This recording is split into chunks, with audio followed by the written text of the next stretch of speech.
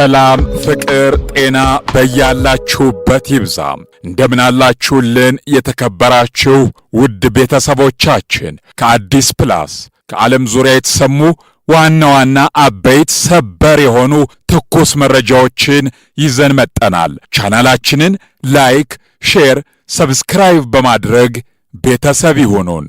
ከአፍሪካ ከተሰሙ ዜናዎች ስንጀምር የጅቡቲ መንግስት በሀገሪቱ የጸጥታ ሁኔታ ላይ ስጋት የፈጠሩ ህገወጥ እንቅስቃሴዎችን ለመቆጣጠር በሚል በወሰደው መጠነ ሰፊ እርምጃ ቁጥራቸው ከፍተኛ የሆኑ ስደተኞችን ከሀገሪቱ ማባረሩን ይፋ አድርጓል። ይህ ድንገተኛና ጥብቅ የሆነ የጸጥታ ዘመቻ የተካሄደው በተለይ በዋና ከተማዋ ጅቡቲና በዙሪያዋ ባሉ ቁልፍ ስፍራዎች ላይ ሲሆን ዋና ዓላማውም በህገወጥ መንገድ ወደ ሀገሪቱ የገቡና አስፈላጊው የመኖሪያ ፍቃድ የሌላቸውን ግለሰቦች በመለየት የሀገሪቱን ሰላምና መረጋጋት ማስጠበቅ እንደሆነ ተገልጿል። ይህ የጸጥታ ዘመቻ የተጀመረው የጅቡቲ የውስጥ ደህንነት ሚኒስቴር ባወጣው ጥብቅ መመሪያ መሰረት ነው። እንደ ባለስልጣናቱ ገለጻ ህገወጥ ስደተኞች ቁጥር መጨመር በሀገሪቱ ማህበራዊ አገልግሎቶች ላይ ጫና ከመፍጠሩም በላይ ለተለያዩ የወንጀል ድርጊቶችና ለጸጥታ ስጋቶች መንስኤ ሊሆን ይችላል የሚል ስጋት ነግሷል። በዚህም ምክንያት የፖሊስና የደህንነት ኃይሎች በከተማዋ የተለያዩ አካባቢዎች ባደረጉት ፍተሻ ህጋዊ ሰነድ የሌላቸውን በርካታ የውጭ አገር ዜጎች በቁጥጥር ስር በማዋል ወደ መጡባቸው ሀገራት እንዲመለሱ አድርገዋል። ጅቡቲ በአፍሪካ ቀንድ ስትራቴጂካዊ ስፍራ ላይ የምትገኝ ሀገር በመሆኗ ወደ መካከለኛው ምስራቅ ለሚሻገሩ ስደተኞች እንደ ዋነኛ መተላለፊያ መስመር ታገለግላለች። ይሁን እንጂ መንግስት አሁን የወሰደው እርምጃ ሀገሪቱ ለስደተኞች መሸሸጊያ ብቻ ሳይሆን የሕግ የበላይነት የሚከበርባት መሆኗን ለማሳየት የፈለገ ይመስላል ብለዋል ተንታኞች። የተባረሩት ስደተኞች በዋነኝነት የጎረቤት ሀገራት ዜጎች እንደሆኑ የተጠቆመ ሲሆን ሂደቱም ሰብአዊ መብትን ባከበረ መልኩ ለማከናወን ጥረት መደረጉን መንግስት ቢገልጽም በድንገተኛው እርምጃ ምክንያት ብዙዎቹ ንብረታቸውንና የጀመሩትን ሥራ ጥለው ለመውጣት መገደዳቸው ተገልጿል። ወደ ሌላኛው ዜና አልፈናል። በማሊ ዋና ከተማ ባማኮና በልዩ ልዩ የሀገሪቱ ክፍሎች የታየው መጠነ ሰፊና የተቀናጀ የሽብር ጥቃት ሀገሪቱን ወደ ከፋ የጸጥታ ቀውስ ውስጥ ከቷታል።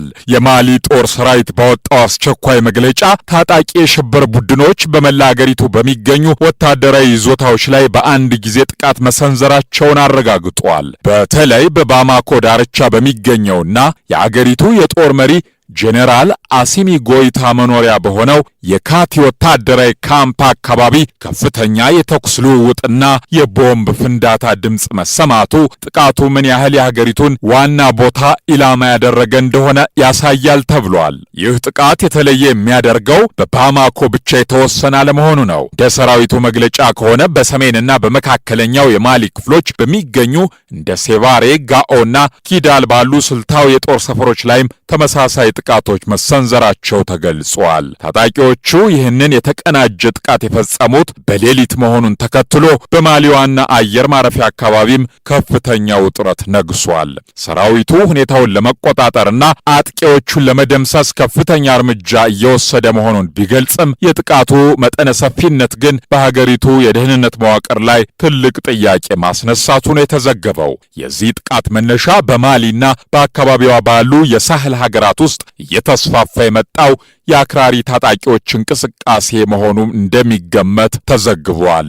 ከአፍሪካ ወጣ ወዳሉ ሌሎች ዜናዎች ስናልፍ በአሜሪካ መከላከያ ሚኒስቴር ፔንታጎን በስህተት የተላከ ተብሎ የታሰበ አንድ ኢሜል በለንደንና በዋሽንግተን መካከል ያለውን የቆየ ወዳጅነት ክፉኛ የሚፈታተን አዲስ ውዝግብ ቀስቅሷል።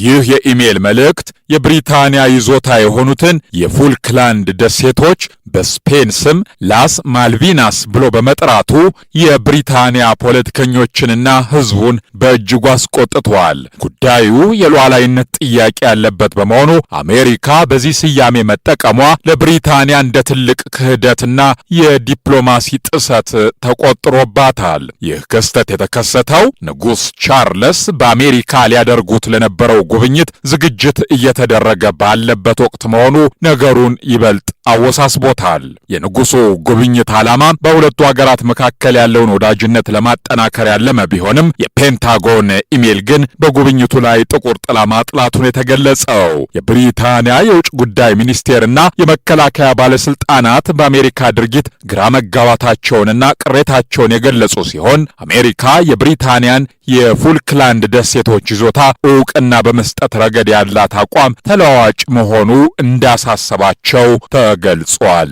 ወደ መካከለኛው ምስራቅ የተመለከቱ ዜናዎች ተሸጋግረናል። በመካከለኛው ምስራቅ እየተባባሰ የመጣውን ቀውስ ለማርገብ አሜሪካ አዲስና ያልተጠበቀ የዲፕሎማሲ ስልት ቀርጻ ወደ ሥራ መግባቷ ተገልጿል። የፕሬዝዳንት ዶናልድ ትራምፕ ልዩ መልእክተኛ የሆኑት ስቲቨን ዊትኮፍ እና የቅርብ አማካሪያቸው ጃሬድ ኩሽነር ከኢራን ጋር ያለውን የጦርነት ስጋት በንግግር ለመፍታት የሚያስችል መንገድ ለመፈለግ ወደ ፓኪስታን ጉዞ መጀመራቸው ተሰምተዋል። ይህ ጉዞ በአሁኑ ሰዓት በዓለም አቀፍ ደረጃ በከፍተኛ ሁኔታ እየተከታተሉት የሚገኝ ሲሆን ፓኪስታን ከኢራን ጋር ያላትን የቆየ ግንኙነትና ዲፕሎማሲያዊ ተሰሚነት በመጠቀም ግጭቱን ለማርገብ የታለመ ታሪካዊ እርምጃ ተደርጎ ተወስዷል። የልዑካን ቡድኑ ወደ ኢስላማባድ ማቅናቱ የአሜሪካ መንግስት ከቴህራን ጋር ቀጥተኛ ግንኙነት ባይኖረውም በሦስተኛ ወገን አማካኝነት ፍላጎት በግልጽ የሚያሳይ ነው ተብሏል። ፓኪስታን ከኢራን ጋር የረጅም ርቀት የጋራ ድንበር ያላትና በሁለቱ ሀገራት መካከል ያለውን የኃይል ሚዛን ጠብቃ የቆየች ሀገር በመሆኗ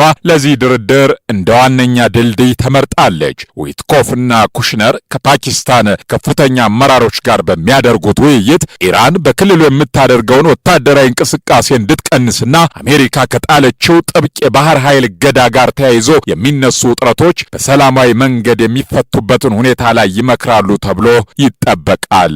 በሌላ መረጃ በመካከለኛው ምስራቅ የተቀሰቀሰው ጦርነት አዲስና እጅግ አደገኛ ምዕራፍ ላይ ደርሷል። የዩናይትድ ስቴትስ ፕሬዝዳንት ዶናልድ ትራምፕ አስተዳደር በኢራን ላይ የጣለው እጅግ ጥብቅ የባህር ኃይል እገዳ ቀጠናውን ወደ ታላቅ ፍንዳታ እየመራው ይገኛል ተብሏል። ይህ እርምጃ የዓለም ትልቁ የነዳጅ መስመር ሆርሙዝን አሜሪካ የኢራንን የነዳጅ ኤክስፖርት ሙሉ በሙሉ ለማቆም መወሰኗ የዓለምን ኢኮኖሚና ደህንነት በቀጥታ እየነካው መሆኑ ተዘግቧል። ይህ እገዳ የተጣለው ኢራን በእስራኤል ላይ ለፈጸመችው የሚሳኤል ጥቃት ምላሽ ለመስጠትና የኢራንን የገንዘብ ምንጭ ለማድረቅ በሚል ቢሆንም ውጤቱ ግን ዓለም አቀፍ የንግድ መስመሮች ዝግ እያደረገ መሆኑ ተዘግቧል። ፕሬዝዳንት ትራምፕ በወሰዱት ጠንካራ እርምጃ የአሜሪካ የጦር መርከቦች በሆርሙዝ ወሽመጥ ላይ ጥብቅ ቁጥጥር እንዲያደርጉና ከኢራን የሚወጡ የነዳጅ ጫኝ መርከቦች እንዲያግዱ ትዕዛዝ ሰጥተዋል። ይህንን ተከትሎ ኢራን በበኩሏ እኛ ነዳጅ ካልሸጥን ማንም አይሸጥም በማለት ሆርሙዝ መስመርን ሙሉ በሙሉ እንደምትዘጋ በማስጠንቀቋ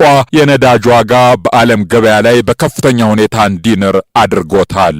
ወደ ሌላኛው ዜና አልፈናል። የእስራኤሉ ጠቅላይ ሚኒስትር ቢንያሚን ኔታንያሁ ለወራት በሚስጥር ተይዞ የነበረውን የጤና ሁኔታቸውን አስመልክቶ ለመጀመሪያ ጊዜ መግለጫ ሰጥተዋል። እንደ ኔታንያሁ ገለጻ ቀደም ብሎ በተደረገላቸው የሕክምና ምርመራ በፕሮስቴት አካባቢያቸው ላይ የመጀመሪያ ደረጃ የካንሰር እብጠት ተገኝቶባቸው ነበር። ይሁን እንጂ በኢየሩሳሌም የሚገኘው የሃዳሳ ሆስፒታል በተደረገላቸው ጥልቅ የጨረር ሕክምና አሁን ላይ ከበሽታው ሙሉ በሙሉ ነፃ መሆናቸውንና ጤንነታቸው በአስተማማኝ ሁኔታ ላይ እንደሚገኝ በይፋ አስታውቀዋል። ይህ የሕክምና መረጃ እስካሁን ድረስ በሚስጥር ተይዞ የቆየው በወቅቱ እስራኤል ከኢራን ጋር በነበራት ከፍተኛ የጦርነት ውጥረት ምክንያት መሆኑ ተገልጿል። ኔታንያሁ በኤክስ ገጻቸው ላይ ባሰፈሩት መልእክት መረጃውን ለሁለት ወራት ያህል ደብቀውት የቆዩት የኢራን መንግስት ይህንን አጋጣሚ በመጠቀም በእስራኤል ላይ የሐሰት ፕሮፓጋንዳ እንዳይነዛ በሚል ስጋት እንደነበር ገልጸዋል። ወደ ሌላኛው መረጃችን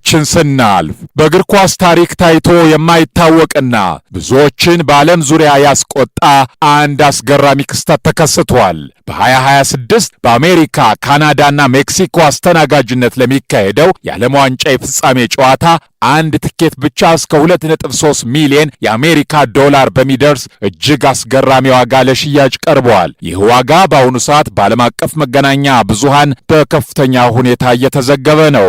ይህ እጅግ በጣም ውድ የሆነው ትኬት የታየው ፊፋ በራሱ ድረገጽ ላይ ባዘጋጀው ይፋዊ የትኬት መልሶ መሸጫ ላይ ነው።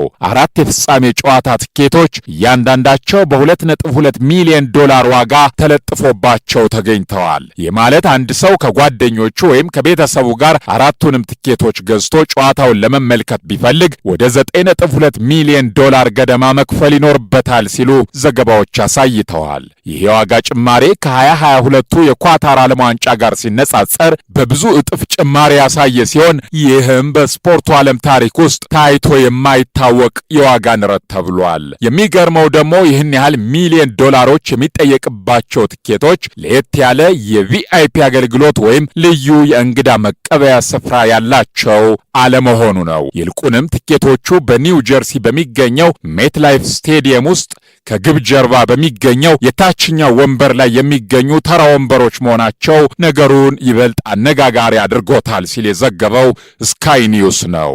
ውድ ተመልካቾቻችን ከአዲስ ፕላስ ዩቲዩብ ቻናል ለዕለቱ ያዘጋጀንላችሁ የዓለም ዙሪያ ትኩስ ዜናዎች ያደመጣችኋቸውን ይመስላሉ።